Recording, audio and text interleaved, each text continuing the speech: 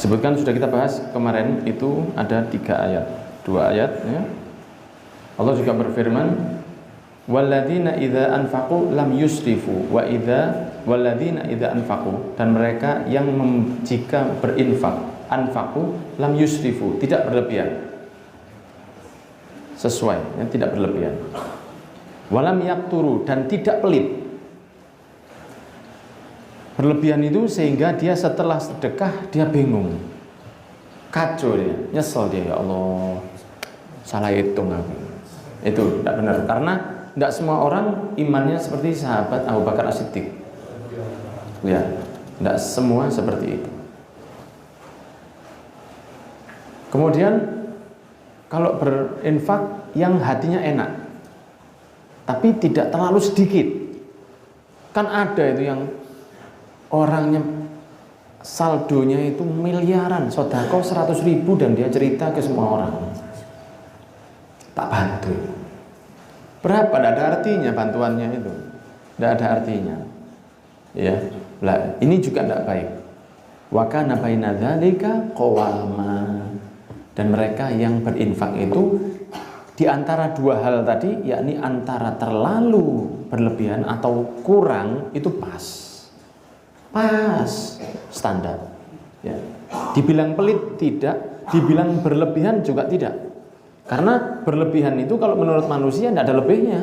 Siapapun orang akan mengatakan baik saja, tapi buat yang memberi kan begitu.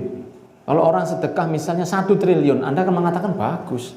Kalau sedekah 2 triliun, bagus ya, bagus saja buat yang melihat. Tapi buat yang mengeluarkan ini, yang mengeluarkan itu harus tahu diri. Saya kalau sodako, istri saya makan enggak? Kalau saya sodako, baju buat saudara saya beli enggak? Jangan-jangan sodako keluarganya di rumah kelimpungan. Saya mau niru keluarganya Nabi, gak podo Pak. Siti Fatimah, Sayyidina Ali, keluarganya Rasul, Ahlul Bait itu, Ahlul Kisah itu, jangan niru itu. Ya, kita ini kan amatir, itu profesional sudah. Kalau masih amatir, cek-cek seperti kita ini, jangan model begitu, jangan. Ya, seseorang itu harus tahu diri. Saya masih, kalau mulai pendapatan saya berkurang, masih agak bingung, jangan sodako kakean, jangan. Kalau masih pasar sepi bingung, jangan terlalu berlebihan ketika sodako. Nanti akhirnya nyesel. Waduh, kemarin itu mestinya belum waktunya sodako saya. Jangan, akhirnya begitu. Makanya Allah mengatakan apa? Walladzina idza anfaqu lam yusrifu, tidak berlebihan. Walam yakturu, tapi tidak pelit sekali, ya Allah, metune itu netes, Pak. Ini tandon besar, keluarnya netes. Wa kana baina dzalika qawama, dan antara itu mereka pas ya. Pas tengah-tengah, tidak berlebihan tapi tidak kurang. Ya itu begitu. Tapi walaupun apalagi kalau ke orang tua ya. Apalagi kalau ke orang tua. Kalau ke orang tua itu Anda tambahkan, tidak mungkin oleh Allah tidak ditambah. Itu tidak mungkin. Impossible. Tidak mungkin. Tidak mungkin ya. Itu tidak mungkin. Impossible. Karena itu kan ridhollah fi ridhol walidain. Nah kalau orang tuanya kan tidak mungkin orang tuanya itu sedih. Aku gak ridho ya anakku nambahi rezeki. Tidak ada begitu. Orang tua mana itu? Tidak ada orang tua tidak ridho kalau anaknya ngasih ke orang tuanya. Ya begitu. Sesuai kemampuan ya, sesuai kemampuan. Tapi kalau Anda tambah sedikit-sedikit, walaupun sedikit-sedikit, tambah sedikit-sedikit, pokson. Nanti ditambah sama Allah yang tidak Anda pernah bayangkan sebelumnya. Understand? Yes. Allah juga mengatakan wa ma khalaqtul jinna wal insa illa liya'budun, dan tidaklah aku menciptakan manusia dan jin kecuali mereka untuk ibadah. Saya tidak minta balasan dari mereka, dan saya tidak minta mereka untuk memberi makan. Dan untuk diminta Allah untuk apa? Ibadah saja. Itu permintaan Allah kepada kita. Kita dicipta disuruh ibadah. Nanti kalau nurut masukkan surga. Enak, ya kan? Iya.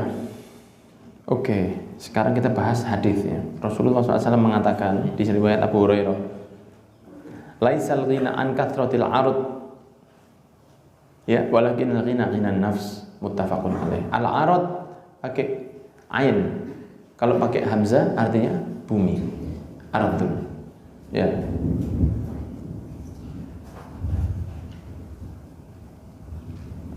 Makanya di ayat kursi itu dikatakan Allahu la ilaha illa huwal hayyul qayyum la ta'khudhuhu sinatu wa la nawm lahu ma fis samawati wa ma fil ard. Ojo fase-fasean. Lahu ma fis samawati wa ma fil ard. Kon sing ngrungokno ya. Itu kalau juri MTQ coret langsung. Ard itu bumi. Arad itu artinya harta. Beda. Ya, beda ya kan mirip bumi sama harta lain. Nah, kan kita kan jangan terlalu cinta kepada bumi, bukan bumi. Itu dunia. Bumi itu yang planet itu. Dunia ini isinya. Dunia dengan bumi itu beda. Bumi itu koncone Jupiter, Mars, Venus, Pluto itu temannya. Bulan, matahari itu temannya bumi. Bentuknya itu bumi. Tapi dunia itu lain. Dunia itu bukan bumi, ya kan? Dunia ini ya isinya bumi ini tadi dan godaan di dalamnya. Cinta dunia bukan berarti cinta bumi. Saya nggak cinta bumi, saya nggak boleh, harus cinta sama bumi ini. Tinggal di mana kita? Diam-diam hutan dibakar misalnya, itu nggak cinta bumi berarti dia. Itu tidak cinta bumi, dia tidak menjaga lingkungan, buang sampah sembarangan. Itu berarti tidak cinta bumi. Gitu. Itu bumi. Arad itu bumi, dunia itu dunia, beda gitu. Kalau arad kata ain arad artinya harta. Kata Nabi Muhammad, tidaklah kaya itu banyaknya harta, tapi kaya adalah kaya hatinya. Orang yang kaya hatinya, dia akan merasa kaya. Walaupun ya perlu juga. Fulus itu juga perlu. Ya, fulus itu juga perlu, uang itu juga perlu. Oh, gak usah duit, yang penting hatinya. Gak mangan, gak masak. Ya perlu, fulus itu perlu. Tapi orang kalau hatinya kaya, dia tidak akan merasa ada repot ketika melihat orang lain lebih kaya. Tidak ada masalah dia. Saya tidak urusan sama dia. Dan kita jangan terlalu, tapi memang hidup itu caranya begitu. Makanya entertainment, televisi, Instagram, sosmed itu rata-rata menceritakan kekayaan seseorang karena banyak orang yang tertarik sama itu. Ya kan begitu. Apa? Sekarang kan sering di Instagram dikeluarkan tentang kekayaan seseorang yang tidak pernah menghangatkan makanan 2 kali karena habis makan dibuang. Itu sering di Instagram begitu. Dan itu lihat yang nonton banyak sekali. Ngapain lihat orang kaya itu? Ngapain kayak kagum-kagum dengan mereka? Mereka tidak ngasih apa-apa. Apa kalau melihat mereka terus kita jadi kaya juga? Boten. Waduh, itu yo kaya sugih kok enak. Kita tetap tidak berubah pancet. Jangan heboh dengan orang kaya. Jangan heboh dengan orang kaya. Orang kaya itu biasa. Fir'aun itu kaya. Ada mau? Tidak mau. Korun kaya. Fir'aun kaya. Orang-orang yang dolim itu kaya. Antum lihat pemimpin-pemimpin yang pernah membunuh banyak orang, tidak ada yang miskin, rata-rata kaya semua, kaya raya. Jadi nuwun sewu, jenengan kalau lihat di Instagram, di sosmed, di televisi atau tonggo jenengan, omahe cagake gede, masya Allah, iki cagake kayak bangun pawon ku iso.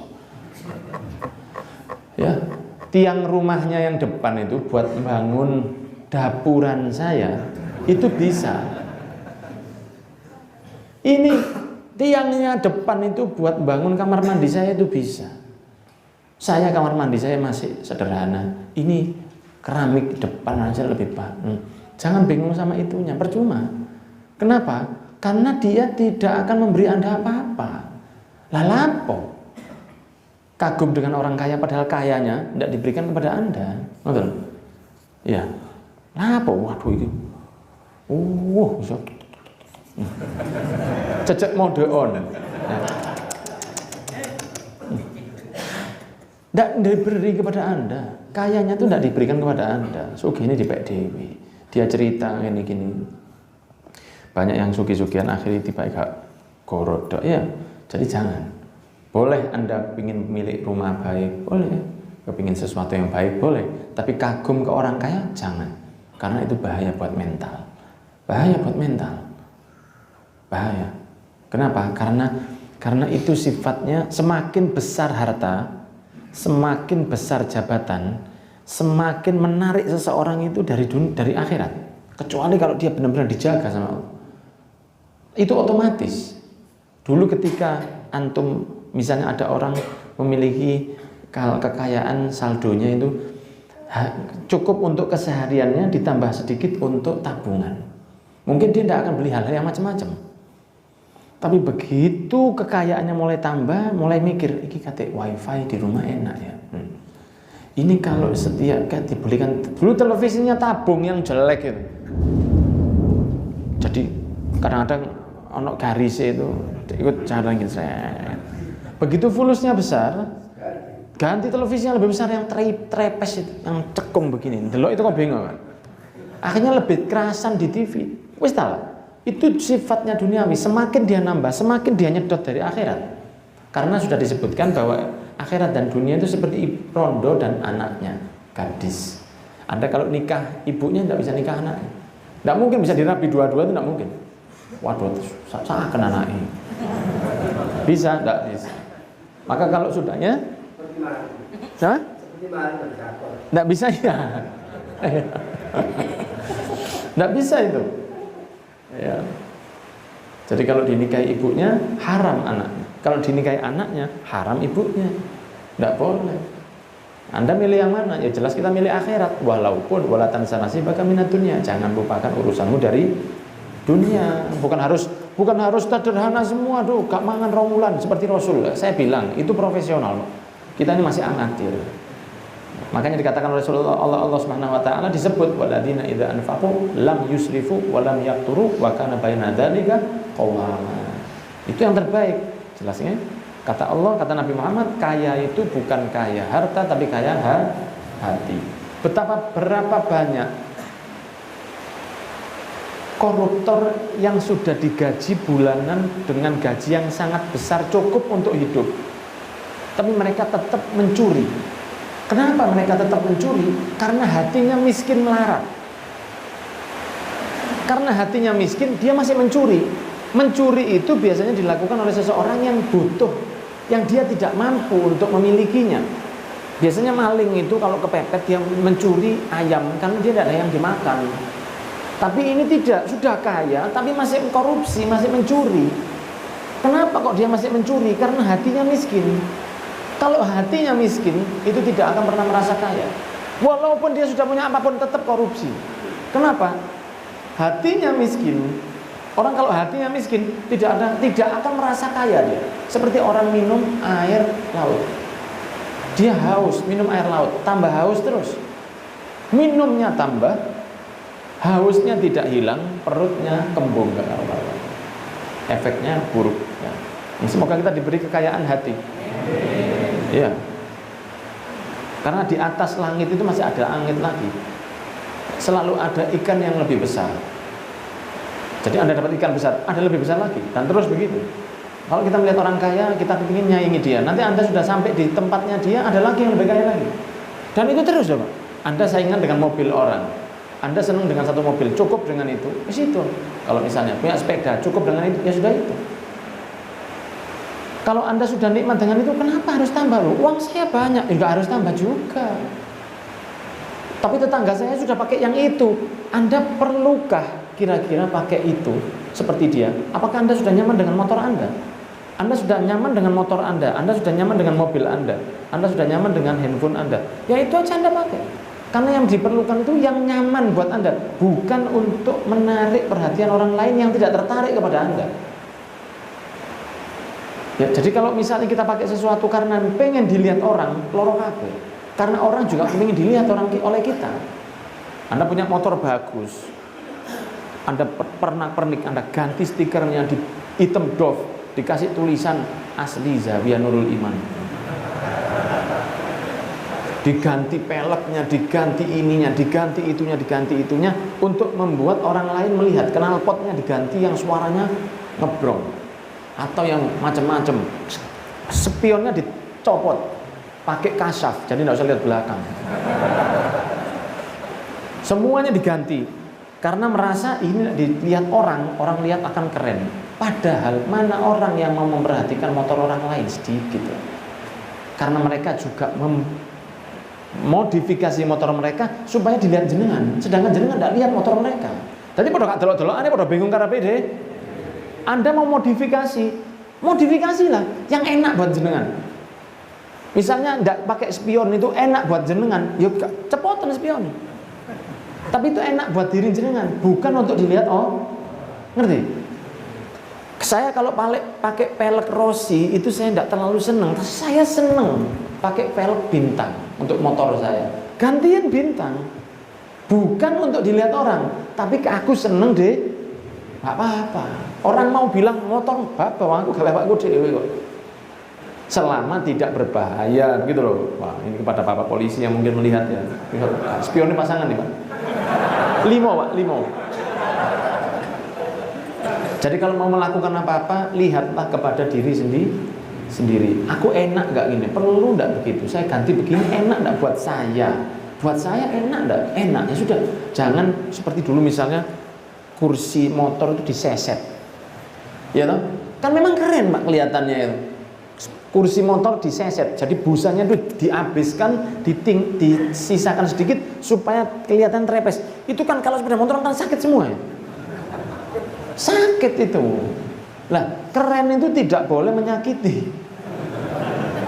Anda mau enak itu jangan nyakiti badan. Jangan, kalau dengan Anda pakai motor kemudian Anda sakit semua, saya rasa itu badan Anda tidak berhak disakiti oleh pemikiran yang seperti itu, karena itu cuma bayangan saja. Ya, orang-orang yang itu contoh sedikit, rumah, mobil, apapun itu bisa seperti itu. Walhasil kalau kita terus ngejar lihat kekayaan orang lain, kita akan terjebak dalam kehidupan dan fokusnya ke situ terus. Dan setiap ada lagi yang lebih kita akan ikut, kita lebih terus begitu. Gak mari-mari. Sampai kapan? Sampai zurutumul maqabir. Makanya dikatakan alhaqumut,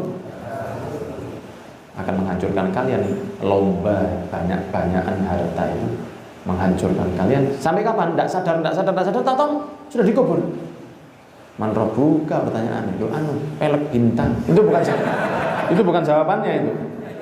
Man rabbuka bukan tidak bisa dijawab itu, dijawab Allahu Rabbi, tidak bisa dijawab dengan itu ya. Yang kedua, Rasulullah SAW bersabda dari sahabat Abdullah bin Amr radhiyallahu anhu, Nabi Muhammad bersabda, telah sukseslah siapa-siapa yang aslam muslim wa ruziqa kafafan, dan diberi rizki yang cukup, wa qanna'ahullahu bima atah, dan diberi rasa cukup atas apa-apa yang dia beri. Ya, kafaf itu dari kata-kata cukup. Makanya ada qasidah Allahul kafi rabbunal kafi qasadnal kafi wajadnal kafi likulli kafi kafanal kafi wa ni'mal kafi alhamdulillah. Kan ada kafi itu pemberi kecukupan, Allah Subhanahu wa taala. Allahu al-kafi, Allah yang Maha memberi. Ya, itu maknanya apa namanya? Kufu dalam nikah artinya standar atau cukup, sama. Kafaah cukup. Apa standar apa sih? Podo. Oh, sama. Nah, ini kafafa artinya adalah cukup. Dan kafafa di sini artinya ini rezeki yang terbaik kata Nabi Muhammad. Kafaf itu Anda tidak berlebihan. Tidak saldo sampai ratusan juta, ya secukupnya saja. Saldo itu 5 juta, 10 juta, ya, 2 juta, turun lagi 500.000, naik lagi 1 juta. Tapi Anda tidak pernah butuh ke pengeluaran besar mendadak. Rumah sudah ada, sepeda sudah ada, mungkin mobil sudah ada. Kemudian istri sehat, anak sehat, sekolah bayar semua sudah selesai, kiriman pondok sudah selesai. Anda tidak perlu pengeluaran lagi, tapi masih ada sisa sedikit. Itu kata Nabi Muhammad, itu rezeki terbaik. Tahu-tahu jenengan dapat rezeki dadak, tahu-tahu dapat 50 juta, subhanallah, rezeki, alhamdulillah. Tidak lama ada yang datang, Mas jenengan kalau mau haji sekarang bisa daftar, mumpung ada satu orang yang mundur. Berapa? 45 juta. Ya sudah, saya daftar. Habis lagi Pak. Tapi ketika butuh itu datang, itu rezeki terbaik kata Rasul. Dan ada orang-orang yang begitu, banyak. Itu yang terbaik. Jadi kalau dia butuh ada. Lah kalau dia meninggal tidak ada hitungannya. Apa yang mau dihitung? Habis hartanya. Tapi ketika dia butuh selalu ada. Makanya kalau jenengan mungkin pernah tahu-tahu dalam kehidupan jenengan baru dapat terus ada pengeluaran, itu ojo meso. Jenengan tahu-tahu dapat rezeki tidak lama, plek, tahu-tahu motor mati, ini pengeluarannya hampir sama dengan yang ada. Itu ketahuilah bahwa Allah nyiapkan dulu sebelum kejadian. Itu berarti Allah sangat cinta kepada panjenengan. Allah sudah nyiapkan dulu. Kepingin itu ono tanpa harus ada pengeluaran. Guys, ya berat. Tapi kalau mau dicintai oleh Allah, ya itu rezeki yang pas, yang dia ketika butuh ada dan tidak pernah kekurangan, tidak pernah kekurangan. Jadi cukup semuanya. Kafaf cukup, ya. Dan diberi cukup dengan apa yang Allah berikan padanya. Orang ganti baju model ini, sarungnya harga 1,5 juta. Orang takut, kenapa kamu tidak ganti sarung yang model seperti itu? Lah ini kan sudah cukup nutup. Sarung yang mahal itu karena kalau dipakai tidak enak loh. Mungkin apa? Sarung yang harga 1,5 juta itu udah dikaki tidak terlalu enak. Enak sih rego 70. Ayo Anda kalau tidur pakai kaos yang mahal, apakah pakai kaos yang rotok bolong? Paling enak yang agak bolong itu. Enak kalau dipakai tidur. Iya. Anda mungkin kalau bekerja pakai sepatu, tapi Anda pakai Jumatan masa sepatuan? Bukan karena takut hilang, tapi nyamannya itu kan santai pakai sandal. Pakai sandal Anda santai. Begitu. Anda kalau nikahan kan datang pakai baju batik, ya, pakai celana yang baru disetrika, sepatu yang disemir, kopiah yang baru. Tapi ketika Anda di rumah masa pakai baju seperti itu? Boten, sarungan tinggalan mbah, ya, sarungan tinggalan mbah, kaos putih, ya toh, kemudian longgo di kursi yang sudah agak ada bolongnya sedikit. Anda duduk di situ enak. Nah, itu sebetulnya yang kita butuhkan itu ya itu sebetulnya. Yang kita butuhkan itu. Tapi kalau kita mau keluar, gak enak pun kita pakai kadang-kadang. Tersiksa, padahal kadang-kadang itu tersiksa. Padahal sebetulnya tidak semua yang kita harapkan itu adalah yang kita butuhkan. Tapi ya ojo untuk kelambenan bowo pakai kaos Pak. Walaupun untuk saya pulpet diterima, Anda mau tidak pakai baju juga pokoknya bowo sudah baik. Yang terakhir dari sahabat Hakim bin Hizam radhiyallahu anhu, saya bertanya, saya minta kepada Nabi Muhammad. Diberi oleh Rasul. Saya minta lagi kepada Nabi Muhammad. Diberi oleh Nabi Muhammad. Orang tidak ada datang ke Rasul minta uang atau minta makanan ditolak, tidak pernah. Rasul itu tidak pernah mengatakan tidak kecuali ketika mengatakan tidak ada Tuhan kecuali Allah dan Nabi Muhammad adalah, dan saya adalah utusannya. Itu. Kalau selain itu Rasulullah mengatakan ya, tidak pernah mengatakan tidak untuk seseorang yang datang meminta atau pernah Rasulullah pakai baju baru diberi orang, dipakai sama Nabi, datang sahabat, ya Rasulullah saya minta ini ya Rasul. Sahabat pada lihat semua, kok tumben sih? Tidak ada orang berani begitu sama Nabi. Mana ada orang berani begitu sama Rasul? Oh iya, Rasul masuk, langsung sahabat itu, kok kamu mentega gitu loh,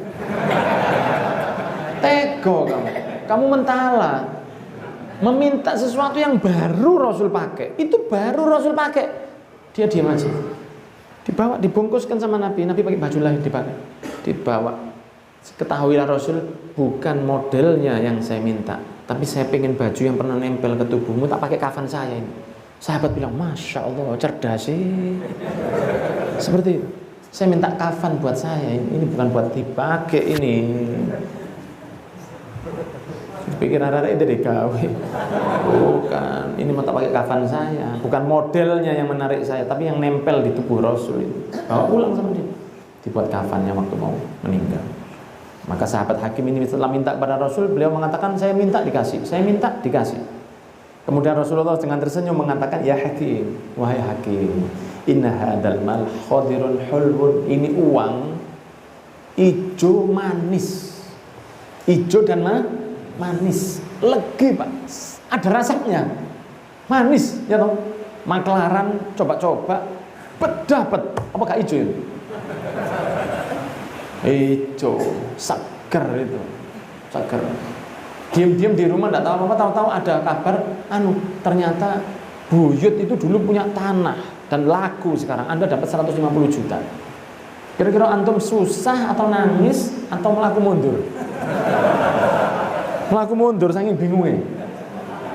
Itu ibu arek-arek langsung bagi tuku kulkas Pak yo. Sik oh, ya Allah. Dorong mudun duit dorong mudun. Kulkas ada jaluk ganti bisa. Nah, orang lagi kalau beli kulkas itu paling gregetan Pak. Ya. Karena kita tidak bisa memanfaatkan terlalu kita. Kan ibunya anak-anak yang senang kalau beli kulkas, mesin cuci. Itu kita nggak tahu. Kalau kita beli handphone kan bisa kita rasakan. Kalau kulkas itu kan kita nggak ngerti. Tahu-tahu jenengan dapat 150 juta dari warisannya Mbah. Sudah Anda sangka-sangka tahu dapat. Itu khadirun wa hulwun. Ijo dan manis, enak. Siapa yang tidak mau begitu? Amin ya rabbal alamin.